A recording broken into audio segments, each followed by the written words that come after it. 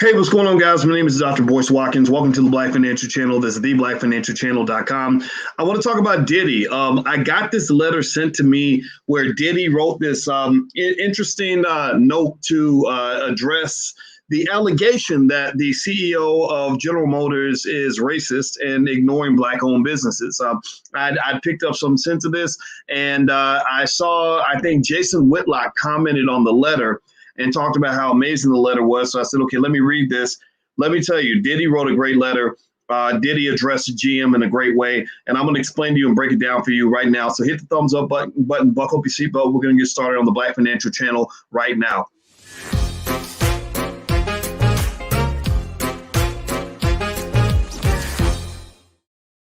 Hey, welcome to the Black Financial Channel. My name is Dr. Boyce Watkins. We're going to talk about some Black economic issues, as we always do. You know, we always bring up economics in a Black perspective. We talk about Black wealth. Black wealth, to me, is the only wealth. That's the wealth that matters. That's what we need to focus on as a community. That's the one thing that's going to make us great again, because all this other stuff ain't working. Give me a yes or no in the chat if you understand what I'm saying. All this other stuff, all this, the politics and the activism, that's all nice and cute. But at the end of the day, ain't nothing going on but the rent, or ain't nothing going on but the mortgage. How about that? How about instead of paying rent, let's talk about mortgages. Ain't nothing going on but the ability to defend and protect your empire. And that's what Black wealth is all about. We need wealth in order for us to have real power. Black wealth is Black power. There's no substitute for that. Now, let me just talk about Diddy for a minute. I don't talk about Diddy a whole lot on the platform. And to be honest with you, it's because I see what Diddy does. I like what I don't dislike the guy at all, but I wasn't really sure. I see Revolt TV and I see Revolt doing some things that make sense. And then I see Revolt doing some things where I'm like, I don't understand that. But I can tell you this. I talked to Dr. Claude Anderson. He is like a father for me. I love this man so much. And he speaks very highly about Diddy, actually. When we speak, he mentions that Diddy, I think he and Diddy talked, and he speaks highly about Diddy, Usher, Ice Cube, and Charlemagne the God, and a few other people that just really, in my view, are doing something different from what was done in the past. Remember, 10, 15 years ago when I started talking about Black wealth, wasn't no celebrities talking about Black wealth. Celebrities were scared to even acknowledge Black people in public. Like, oh, Lord, Master gonna get me. He gonna spank me. Lord Jesus, what is I gonna do? Right? Well, now you have just a new generation. It's beautiful, man. It's so great to watch.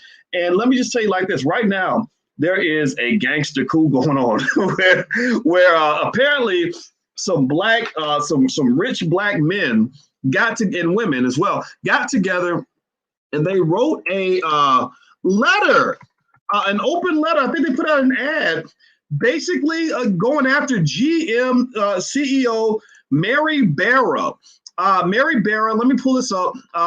She looks a little bit like Karen. They're all named Karen until proven otherwise. And so Mary Barra, we'll just call her the GM Karen. I'm gonna put her picture on the screen. Let me see if I can find her here. Let me see. Oh man, dang it! Hold on. I'm trying to find it. Here we go. There we go. All right. So I searched for, here she is. Okay. So here I searched for GM CEO Mary Barra. I hope I'm talking about the right person. And she got on my radar screen. I don't even think about GM. And she got on my radar screen because there was this interesting letter written. See, there was a letter, and then there was like another letter on top of the letter. And so Byron Allen took out a full page ad in a lot of outlets, basically saying that Mary Barra is racist. And I was like, whoa, wow, okay. And so, and the letter was signed by Ice Cube, Roland Martin, who we're not going to say that name anymore today, Don Jackson, Butch Graves from Black Enterprise, and Junior Bridgman, who is from my hometown, Louisville, or he played basketball in Louisville anyway.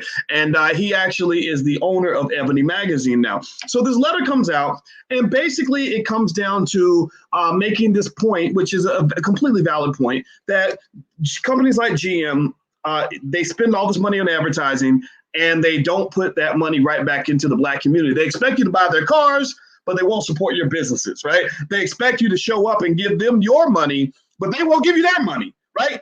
So this is kind of, to me, this is gangster. This is powernomics in action, by the way, because what's happened is that these men have gotten together and they said, we're going to be gangster. We're going to roll up in there and we're going to let you know what's going on and we're going to deal with that. Now, with that said, let's talk about this. Okay, so the point is completely valid. You absolutely positive. There's no way you can argue that GM, as many cars as they sell to black people, as much money as they make from black people, you can't argue that they don't owe money to black people. Like anybody, there's no way. I dare anybody from GM to debate me on this. I have a PhD in finance, so I'm gonna chop you up in little pieces. You know, it would be like, you know, I don't know, T.I. doing a rap competition with somebody who just learned how to read. Like it ain't gonna work. Right? I will chop you into little pieces because you have no argument, you have no point that you could be made. They can be made. White supremacy, racism can't be defended. If you try to defend it, you're gonna sound stupid. So we know that they owe us money. Right. And they need to cut the check. No question about it. What is interesting to me, though, is that it's important to understand, though, that the support of black owned media is the first step to cutting the check, or the first step toward corporate reparations. There's been an argument that's been made that reparations shouldn't just come from the government. Reparations should come from corporations that have benefited from government policy. Do you see what I'm saying? That these billion-dollar companies, the Apples and all, and the Microsofts and the Googles should be writing multi-billion-dollar checks to entities within the black community to ensure that that we get this opportunity to achieve some of the equity that we deserve. So supporting black-owned media is fine.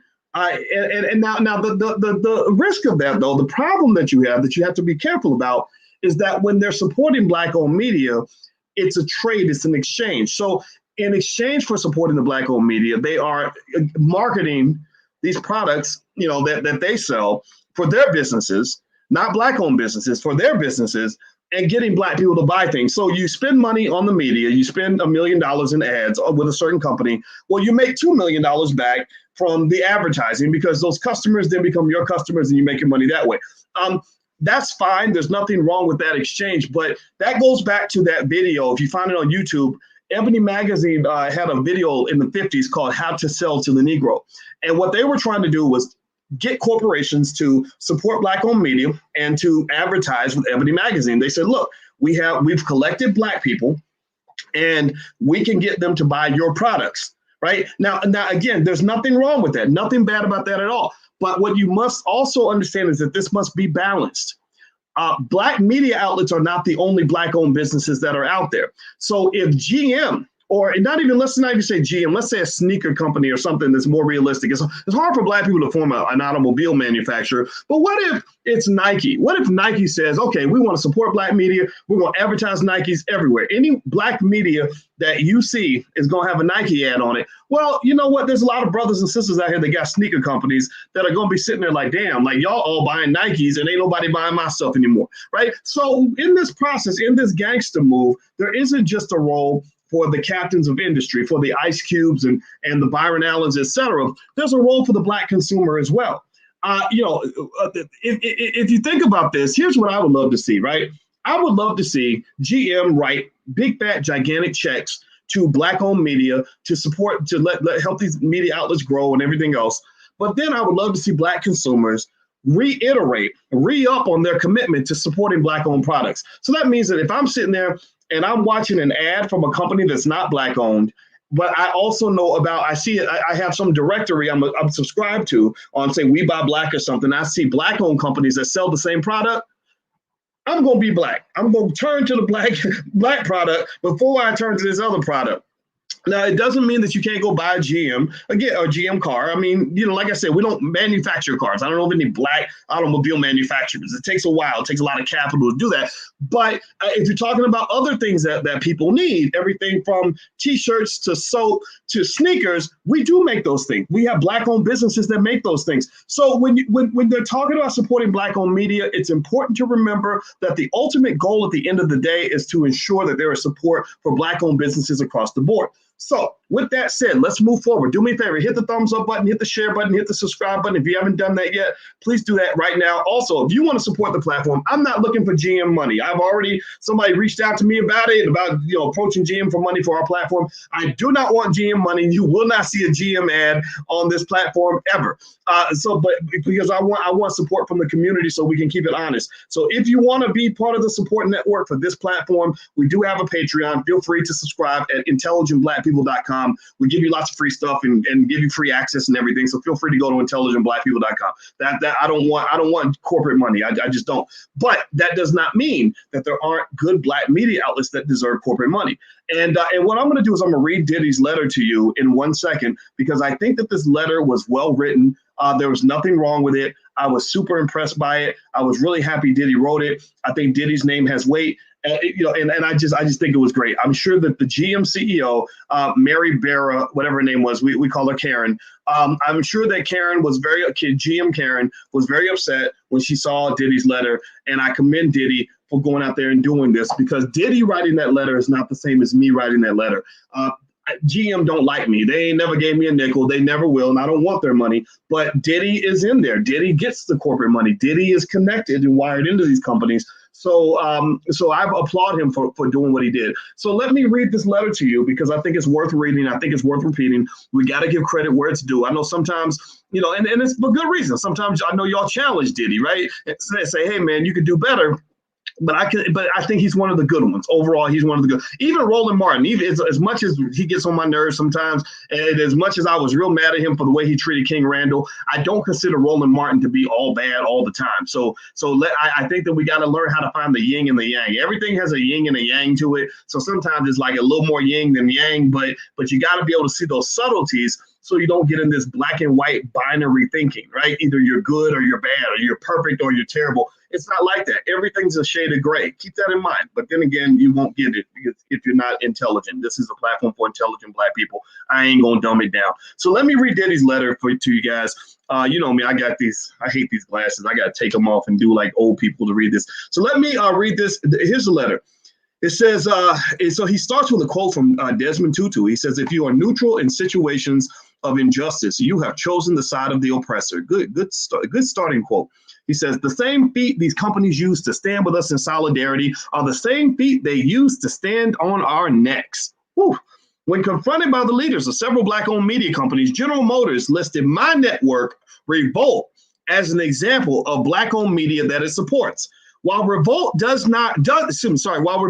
receive advertising revenue from GM, our relationship is not an example of success. Instead, Revolt, just like other black-owned media companies, fights for crumbs while GM makes billions of dollars every year from the black community. Exposing GM's historic refusal to fairly invest in black-owned media is not an assassination of character. It's exposing the way GM and many other advertisers have always treated us. No longer can corporate America manipulate our community into believing that incremental progress is acceptable action. How about that? I like the start of that letter. This is Diddy's words. These are not mine. I like the way he started that letter. I think it's, I read it and I said, I'll be damned. Go ahead, Diddy. Right, man, speak your stuff. This is a good letter. I know some of y'all might have things to say, and everybody ain't gonna be happy, right? But this is good. Let me keep reading. Do me a favor, hit the thumbs up button. Take 1 second, please hit the thumbs up button. I'm not going to be getting no GM money, so I need y'all to support me by at least hitting the thumbs up and subscribe button. So if y'all can do that, I'd appreciate that. All right, so it says corporations like General Motors have exploited our culture, undermined our power, and excluded black entrepreneurs from participating in the value created by black consumers. In 2019, brands spent $239 billion on advertising. Less than 1% of that was invested in black-owned media companies. Out of the roughly $3 billion that General Motors spent on advertising, we estimate that only $10 million was invested in black-owned media. He said, and then he says it again, only 10 million out of 3 billion. Let's do percentages, shall we? Let me pull out my calculator right quick. Y'all know I'm good at math. I taught math at the University of Kentucky, so I know how to count. So what is let's see, 3 billion is a big number. All right, so let's see, what is 10% of 3 billion? Black people about 15% of the population, right? 14%, I guess. Probably 15-16% of the spending on cars, because you know how black people like to be fancy and stuff. So 10% of that number will be $30 million. Or is that 30 million? Yeah. Wait, no, that's not right. 3 billion, 300. No, sorry. 10% of 3 billion is 300 million. That's right. Sorry. So if they wanted to be fair, they would be spending at least $300 million in advertising. That's such a big, let me check my math because I feel like that number is so big. Let me go back. Okay. Yeah, $300 million. I just want to check that, you know, that 0.1 times 3 billion is 300 million. I've known it since I was about 4 years old, but just seeing it it's just the disrespect. Like, I'm pausing because the depth of the disrespect is like shocking. You ever have a time where you just look in the mirror and you say, my God, like, what am I doing? Like, I'm having a moment. I'm having a moment right now. So process this for a minute, Black people. You're 14% of the population. You probably make up good 15, 16% of the spending on new cars, because you know how we like our new cars. And 10% of that 3 billion is 300 million. That's 10%. If it was actually 14%, you're talking about $420 million. But instead of $420 million, you get 10 million. So imagine somebody owes you $420 and they give you $10. How would you feel? Like, would you feel like that was respectful? Give me a yes or no in the chat. Is that respectful? Like, would you feel respected? Like, if somebody's like, hey man, look, I know I owe you $420, but here's a 10 spot. Here's $10, and you better be glad that you got that. Like what? How would you feel? I'm pausing on this because I want you to reflect on the depth of the disrespect. Like, I kind of, like, almost to the point where I'm sitting here thinking, do we need to boycott GM products? Like, do we need to just say for a moment, like, we're not going now I'm trying to remember that now Cadillacs, I saw Tamika Mallory on a Cadillac commercial. Good for Tamika. Who makes Cadillacs? Does GM make Cadillacs? Because that would suck, man, because I think Cadillacs are nice cars, but God, hold on. Oh, the General Motors company makes Cadillacs. Hey, Lisa. Hey, babe, we can't buy a Cadillac now. No Cadillac. We got to get something else. So General Motors makes a lot of different cars. They make a lot of different cars. Let's see. Let's look. Let's do a list of. Hey, babe. What's going on with you? Did you know that GM? I'm live right now. My friends are. Why are you screaming? Can you calm yourself down? I know. She tells me to calm down. I can't calm down. This is crazy. Did you know that GM spends $3 billion on advertising? Diddy wrote a letter today. $3 billion in advertising. Guess how much they spend in the Black community? Oh, a whole lot. No. In average, 10 million. That's what Diddy says in his letter. We got to confirm that.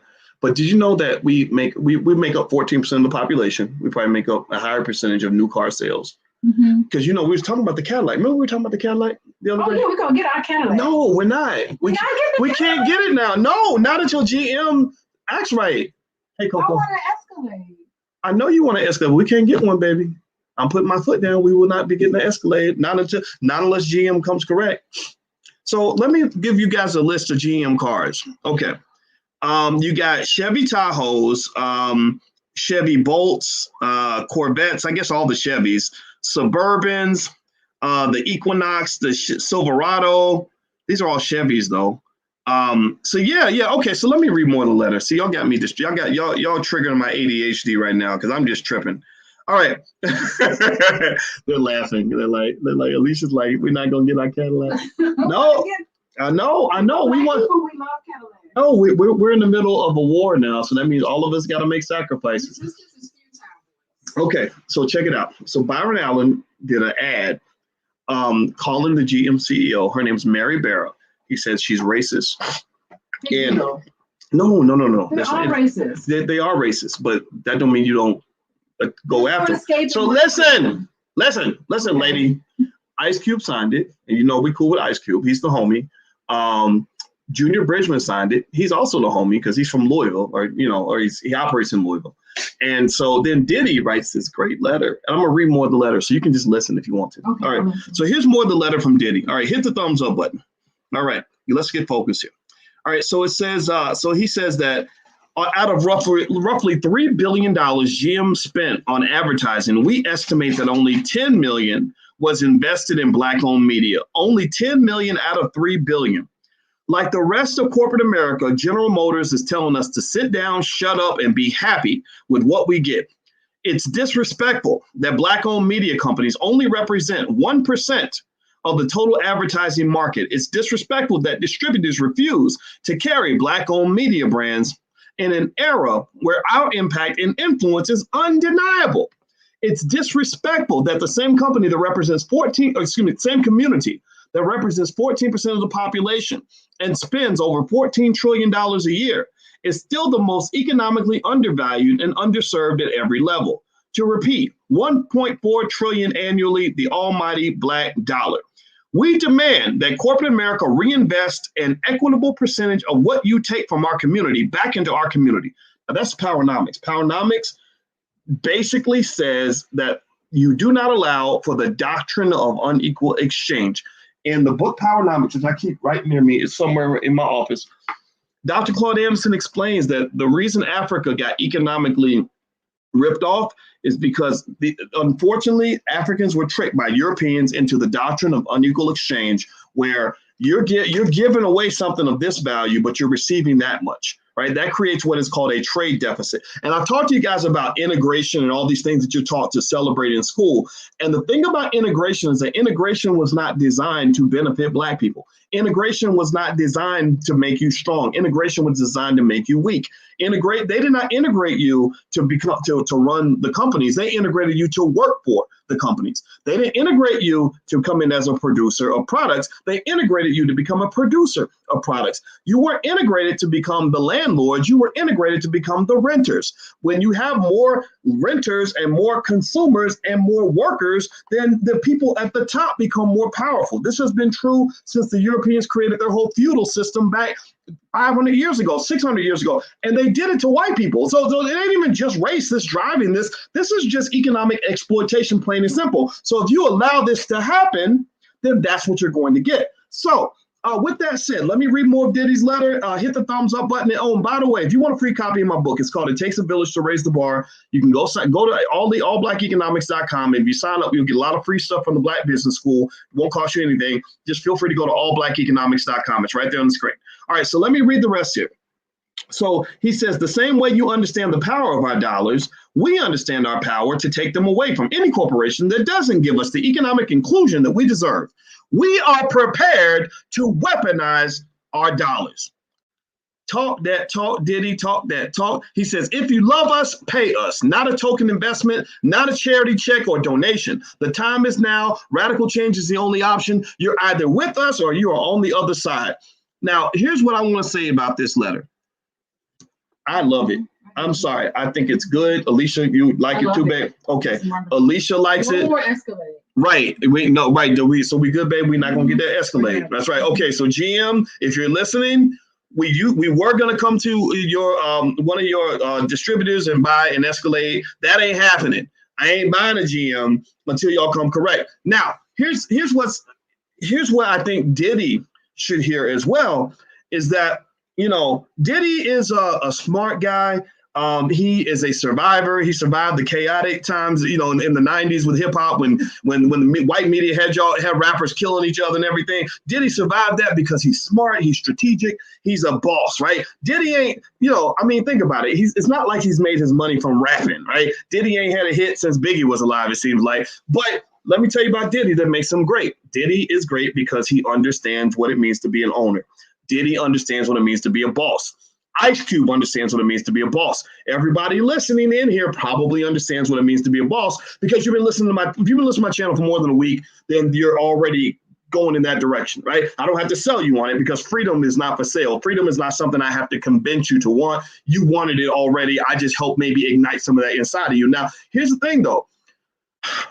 Celebrities are wired into a system. They're connected. You know, white supremacy kind of gave them a lot of power, gave them a lot of wealth. And what happens is that when you start really talking that black talk, you know, you got to make sure that they don't Nick Cannonize your ass, right? Like seriously, that should be, that's a verb now. Nick Cannon is a verb, right? Like, we can't have our celebrities getting Nick Cannon, because Nick Cannon, I mean, man, you want to talk about buck breaking. You could do a whole buck breaking. Tariq should do buck breaking too, called the saga of Nick Cannon, because Nick Cannon, people watch Nick get bust down like real fast, and the thing about it is that, they're talking this pro-black talk. It feels really good when you're doing it.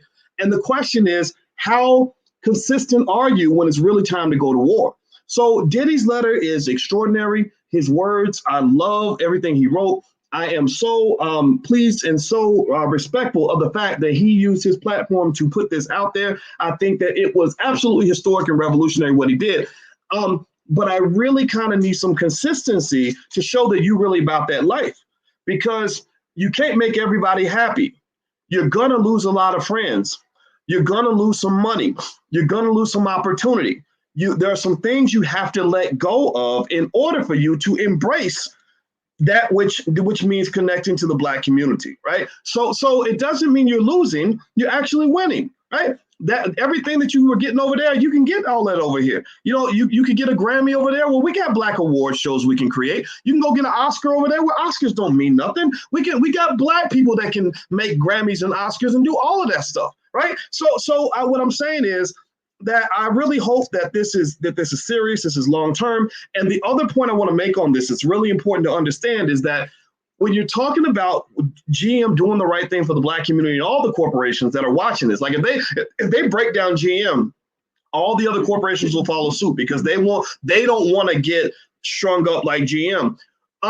Understand that supporting Black-owned media is not the only support you can have for Black-owned businesses. There are thousands, if not over 1 million Black-owned businesses that are not in the media industry. So if you want to talk about an economic move for the Black community, an economic upgrade, an economic step up, an economic come up for the Black community, you're going to have to talk about some other factors that involve the support of Black-owned businesses. For example, access to capital.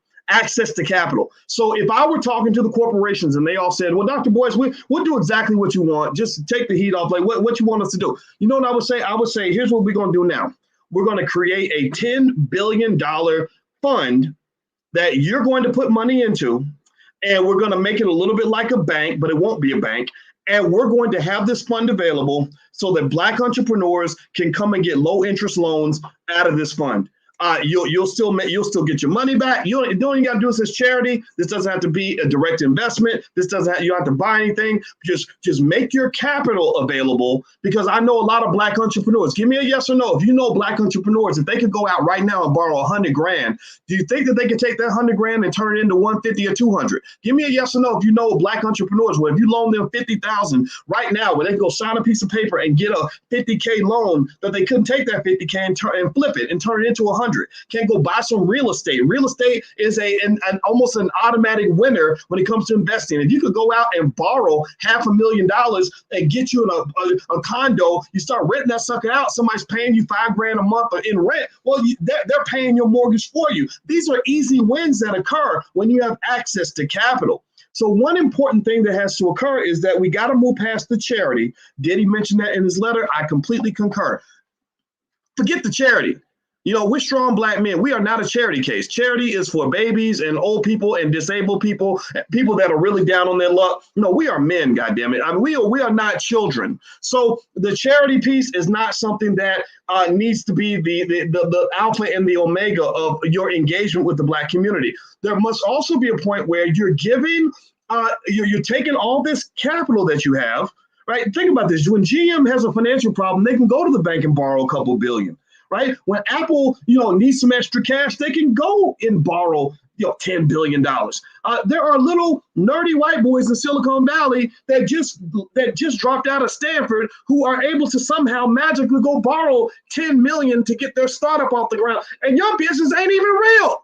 It's just an idea. You put it on a piece of paper and somebody put $10 million behind your piece of paper. And I know Black people in the hood that have good businesses, that are making money, that are enormously profitable. And they go to the damn bank and they're trying to get $300,000 and can't even get it. Seriously, your business made $300,000 last year. You can't even get a loan for $300,000. They want to give you $100,000. That's what the problem is. That's what we need to fix. So I would like to see, let me make this real clear. I would love to see a scenario And maybe the celebrities can get this done. If they're watching this video, feel free to take this advice and don't even give me credit. It could be your idea. You don't even want to involve me. I don't need to be involved. If you want to call me in secret, I'll talk to you, tell you what I think. But I don't need to be involved at all. I don't want any of the money. I figured it out because I have a PhD in finance. I know how to raise money in creative ways. But what I can tell you is this. Use your power, use your resources, create a massive multi-billion dollar fund that will allow Black entrepreneurs to come in there and get low interest or interest-free loans. If you do that, that will be a game changer because you're going to have all these brilliant Black people, many of whom are working for white folks right now because they can't raise capital, who have been learning. We've been talking for years. They've been learning about how economics works. They know where to put their money if they get it. Give them access to capital. Access to capital is the game changer. It doesn't require grants and charity and all this other stupid stuff. No disrespect. Grants are fine, whatever. If you believe in that, that's fine. But that's not what's going to elevate a community because it's never done that before. But access to capital, that's a game changer. That's a game changer. So do you get what I'm saying? Give me a yes or no in the chat if you follow what I'm saying. I would just tell you, I love Diddy's letter. I don't know how anybody feels about it. I don't know how if everybody agrees or not. It's okay if you don't agree. But that letter was good. I mean, he hit all the points. He did a great job. He's doing great stuff right now with this. Ice Cube's doing great stuff with this. A lot of these guys are really, their brains are in the right place. And I think it's going to be historic. Okay, so I'm going to go. Do me a favor, hit the thumbs up button, share, subscribe button before you go. And also one thing I want to mention again is that this weekend we're doing the Black Love Weekend, and it's totally free. And it's all about how to manage relationships with each other as Black people, how we can establish Black love as a fundamental core principle of our existence. That means Black men loving Black women. That means all of us doing our best for our children. That means Black men getting along with each other, learning how to resolve disputes so we can become allies and go and take on the world. It means Black women learning how to love each other without competing, right? We're going to talk about all of that. And we have actual licensed experts that are coming through. It's totally free. You can go to theblackloveweekend.com and sign up. We're going to start Saturday morning, and we're going to do it's all Black love all weekend. So everything from dating the right person, marrying the right person, all the way over to getting along with your friends and starting good businesses with your friends and getting along with your business partners. Okay, so that's what we're going to talk about. There's the URL. Feel free to join us. I hope that you'll be there. I'm out of here, guys. Once again, Diddy, congratulations on that letter. I like it, man. If you ever want to come on this show, you have an open invitation because I would love for the people to hear directly from you. And I've been following you for 30 years, and I think that you are one of the people that can be a game changer for the whole Black community. So let me know if I can help in any way. God bless you. I'm out of here, guys. Please have a good day. Hit the thumbs up button on your way out the door, and I'll talk to you soon. Peace.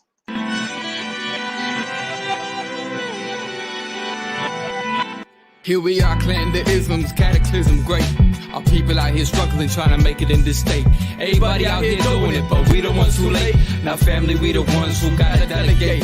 Get that money in the power, never be fake. Stick to cosign for 3. What did he say? Create jobs, support our own.